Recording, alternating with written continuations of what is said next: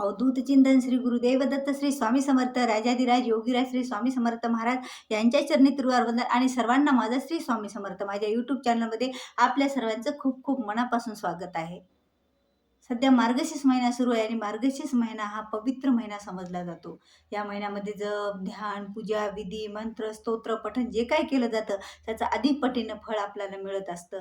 कारण या महिन्यामध्ये दत्त महाराजांनी जन्म घेतलेला आहे. पौर्णिमेला त्याला आपण दत्त जयंती असं म्हणतो. तर त्या दत्त जयंतीला जेवढे दत्तगुरूंचं आपण नामस्मरण, दत्तगुरूंची आपण सेवा करू, स्वामी महाराजांच्या सेवा करू, त्याचं अधिक फलदायी पुण्य आपल्या पदरात पडत असतं. तर दत्त जयंतीनिमित्त श्री स्वामी समर्थ सेवा केंद्रामध्ये सप्ताह बसलेला असतो. तर 20 डिसेंबर या 2023ला 20 डिसेंबरपासून तो सप्ताह बसणार आहे, तर 27 डिसेंबरपर्यंत हा सप्ताह बसणार आहे. तर आता सप्ताह म्हणजे काय, तिथं नेमकं काय काय होतं, तर तिथं सामूहिकरित्या गुरुचित्र पारायण होतात, तिथं याग होते, तिथं प्रहर होतात, तिथं त्रिकाला आरती होते, तिथे प्रदक्षिणा होतात आणि वेगवेगळ्या दुसऱ्या सुद्धा ग्रंथाचं वाचन, पठण, मनन होत असतं. जरी आपण गुरुचरित्र पारायणाला आपल्याला बसणं नाही झालं, तर तिथलं कोणत्याही एका सेवेमध्ये किंवा आपल्याला होतील तेवढ्या सेवेमध्ये आपण तिथं हजर राहू शकतो. तर गुरुचरित्र पारायणाची सेवा जर आपण घरच्यापेक्षा मंदिरात, मठात किंवा केंद्रामध्ये कुठेही जाऊन जिथं सामूहिकरित्या पारायण होतात त्या सहभागी होऊ तर आपल्याला अधिक फळ प्राप्त होत असतं, 100 पटीनं फळ प्राप्त होत असतं. तर आता एक प्रहर सेवा, आता जी श्री स्वामी समर्थ सेवा केंद्रामध्ये प्रहर म्हणजे काय, तर प्रहर म्हणजे स्वामी महाराजांचा आपण पहारेकरी होणं. आता पहारेकरी कसा व्हायचा स्वामी महाराजांचा, फक्त तिथं असं उभं टाकायचं एका दरवाजामध्ये तर नाही, तर तिथं आपल्याला 24 तास नामस्मरण करायचं असतं. 24 तास म्हणजे कंटिन्यू 7 दिवस नॉनस्टॉप नामस्मरण असतं, स्वामी चरित्र वाचन असतं, वीणावादन असतं आणि स्वामींचा जप सुरू असतं स्वामींच्या नामस्मरणाचा. तर हे नॉनस्टॉप असतं म्हणजे 7 दिवस असतं. जे 20 डिसेंबरला सप्ताहाच्या सकाळी 8च्या आरतीनंतर असतं, तर आपलं सांगतेच्या दिवशी 10:30च्या आरतीपर्यंत हे नामस्मरण सुरू असतं. तर त्या प्रहरामध्ये या प्रहराची सेवा जर आपण रोजची 20, 25, 10 मिनिटं आपल्याला जेवढ्या दिवशी शक्य झाले तेवढी केली, ते एका गुरुचरित्र पारायण करण्याचं फळ आपल्याला प्राप्त होत असतं. तर तिथं तर 2-2 महिन्यापासून अगोदरच नाव नोंदणी सुरू असते प्रहरासाठी. जरी आपण तिथं गेलो, आपल्याला नावनोंदणी करणं नाही झाली, आपल्याला अगोदर माहीत नव्हतं, आपण तिथपर्यंत पोहोचलो नाही. पण आपण जरी ह्या काळामध्ये, या सप्ताहाच्या काळात तिथं गेलो, आपली इच्छा असली प्रहर करण्याची, स्वामी महाराज नक्कीच आपल्याकडून प्रहर सेवा करून घेतात. आपण तिथं कोणत्याही एका सेवेकराला म्हणून 15 ते 20 मिनिटं, 5 मिनिटं जेवढा वेळ आपल्याला तिथली एखादी सेवा करता येईल, वीणावादन असो किंवा स्वामी चरित्र वाचन असो किंवा स्वामी चरित्रांचं वाचन, स्वामीची माळ, श्री स्वामी समर्थ मंत्र जप हे काहीतरी एका ह्याच्यात आपण सहभाग घेऊ शकतो तिथं आणि आपली सेवा श्री स्वामी समर्था चरणी रुजू करू शकतो. ज्याचं फळ आपल्याला गुरुचरित्र पारायणा इतकं मिळणार आहे. आणि त्यातल्या त्यात आता ही झाली प्रहर सेवा. ही 6 जण असतात तिथं प्रहर सेवेला, काही एकच नाही. 2 वीणावादनवाले असतात, 2 स्वामी चरित्र वाचनवाले असतात आणि दोघे जणे जप करणारे असतात श्री स्वामी समर्थ महाराजांचा. आता ही अशी असते ही प्रहर सेवा नॉनस्टॉप 24 तास 7 दिवस न थांबणारी. तर त्यानंतर याग असतात. आता याग हे 10:30च्या आरतीनंतर सुरू होतात. नेमकं याग म्हणजे काय, तर याग म्हणजे हवन असतं. हवन ज्या दिवशी, आज आता पहिल्या दिवशी गणेश याग असतो. म्हणजे पहिल्या दिवशी काहीच नसतं. पहिल्या दिवशी 20 डिसेंबरला नाही, तर दुसऱ्या दिवशीपासून गणेश याग सुरू होतो. असे 5-6 ते याग तिथं असतात. गणेश याग असतो, चंडी याग असतो म्हणजे देवीचा याग, गणेश याग म्हणजे गणपतीचा याग, चंडी याग असतो, मल्हारी याग असतो म्हणजे आपला खंडोबाचा याग असतो, त्याच्यानंतर स्वामी याग असतो, गीता याग असतो, रुद्रयाग असतो.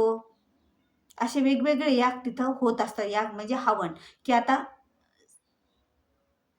गणपती अथर्वशीर्ष पठण करता त्या प्रत्येक ओळीला हवन करायचं. आता हवन कशाने करायचं, तिथं 5 द्रव्याचे एकत्र तयार केलेलं असतं, 5 धान्याचं, जसं गहू, तांदूळ, साखर, तीळ आणि तुपाचं एकत्र मिश्रण केलेलं असतं. तिथं गेल्याच्या नंतर आपल्याला ते देतात पण आणि त्याचं आपल्याला हवन करायचं असतं. तर अशा अशा प्रकारे हे हवन असतं. रोजच असतं 10:30च्या आरतीनंतर आणि वेगवेगळे याग असतात. गणेश याग, आणि गणेश यागाला आवर्जून विद्यार्थ्यासाठी सगळ्यात महत्त्वाचा आहे. कारण बुद्धीची देवता आहे गणपती आहे आणि गणपतीचा हा गणेश याग आहे. चंडी याग, चंडी यागामध्ये आपल्या विवाहासंबंधी प्रश्न सुटतात. आपल्या घरातील सगळ्या जेवढ्या अडचणी असतील त्या दूर होतात. आपली आर्थिक परिस्थिती सुधारते. ह्या चंडी यागाचे एवढे यागाचे महत्त्व आहेत. या यागात जर आपण एखाद दिवशीच्या जरी यागामध्ये जर आपल्याला हजेरी लावून जाणं झालं तर नक्कीच जा श्री स्वामी समर्थ सेवा केंद्रामध्ये. कारण स्वामीची सेवा करण्याची, दत्त महाराजांची सेवा करण्याची तिथे संधी आपल्याला उपलब्ध आहेत.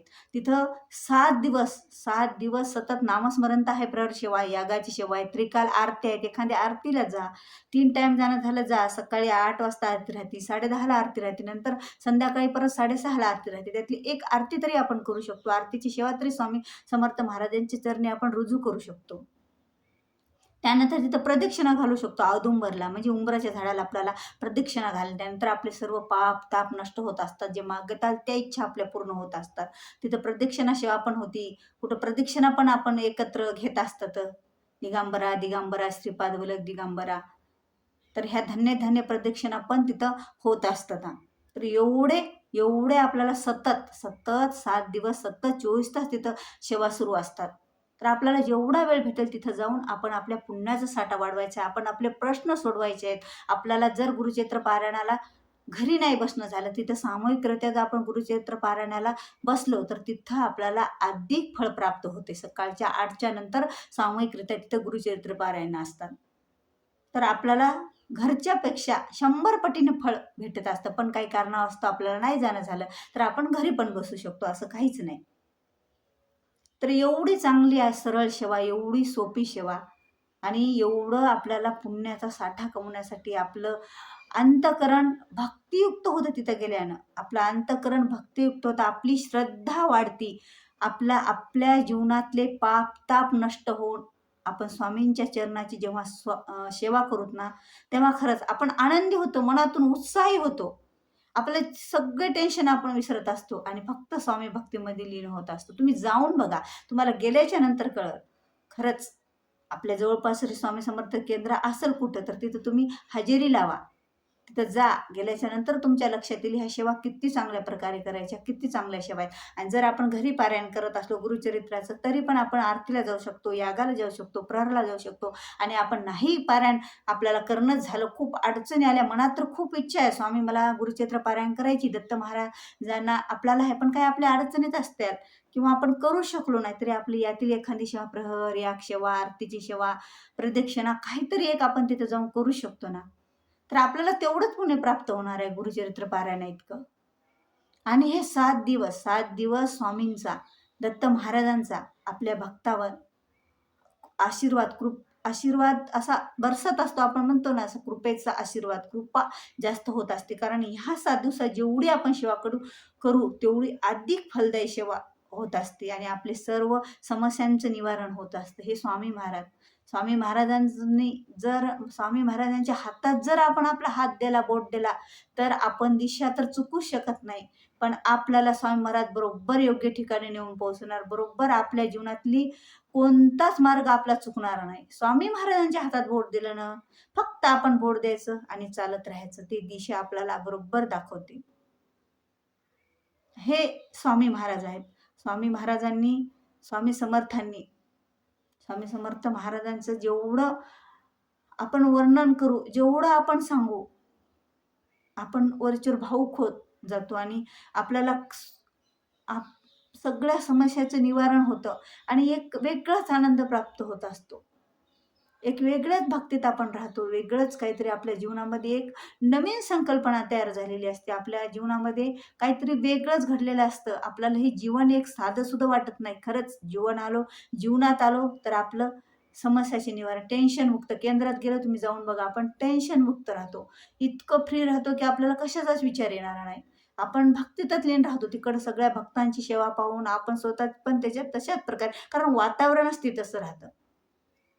घरी जरी आपण गुरुचरित्राचं पारायण करत असलो तरी काही नाही, आपण गुरुचरित्र पारायण घरी जरी करत असलं तरी आपण नामस्मरण करायचं. नाही केंद्रात आपल्याला जाणं झालं तर घरी बसून सुद्धा आपण नामस्मरण स्वामीचं करायचं, गुरुचरित्राचं पारायण करू शकतो आपण. नाहीच झालं तर शक्य होईल तर त्या काळात 7 दिवसामध्ये जेवढा वेळ देता येईल तेवढा द्या. रोज नाही झालं 1 दिवस जा, 2 दिवस जा, 15 मिनिटं जा, पण श्री स्वामी समर्थ सेवा केंद्रामध्ये हजेरी लावल्याच्या नंतर आपल्या लक्षात येईल खरंच माझ्या जीवनाचं सार्थक झालं. आणि घरी तर पारायण करीत असलो तर ते तर करू शकतो आपण, असं काही नाही. घरी पण आपण गुरुचरित्र पारायण करू शकतो. आपल्याला जायला जर केंद्रात वेळ नसला तर सगळं आपण घरी पण करू शकतो. एवढी चांगली सेवा आपल्याला स्वामीचरणी रुजू करण्याची संधी आहे 20 डिसेंबर ते 27 डिसेंबरच्या या काळामध्ये. तर ह्या संधीचं सोनं आपल्याला करून घ्यायचं आहे. आपले आयुष्य आपल्याला बदलायचं आहे. आपल्या आयुष्यातले प्रश्न आपल्याला सोडवायचे आहेत आणि आपल्या सर्व इच्छा पूर्ण करून स्वामी महाराजांकडून घ्यायच्या आहेत. म्हणजे काय, स्वामी महाराज देणारच आपल्याला सेवा केल्याच्या नंतर. आपल्याला मागायची पण गरज पडणार नाही. स्वामींना कळतं आपल्या भक्ताला काय पाहिजे, काय नाही. निस्वार्थ भावनेने जर आपण सेवा केली ना, जे पाहिजे ते आपल्याला आपोआप मिळत जातं. योग्य वेळ, योग्य काळ आल्याच्या नंतर स्वामी महाराज आपली कोणतीच समस्या ठेवत नाहीत आणि आपली कोणतीच इच्छा अपूर्ण राहत नाही. हा अनुभव आहे. खूप सेवेकरांचा हा अनुभव आहे, की स्वामी महाराजांनी सगळ्यांच्या इच्छा पूर्ण केलेल्या आहेत. आपल्या पण करणारच आहेत. झालेली सेवा श्री स्वामीचरणी अर्पण. व्हिडिओ आवडल्यास लाईक करा, शेअर करा. नवीन असाल तर सबस्क्राईब करा. श्री स्वामी समर्थ.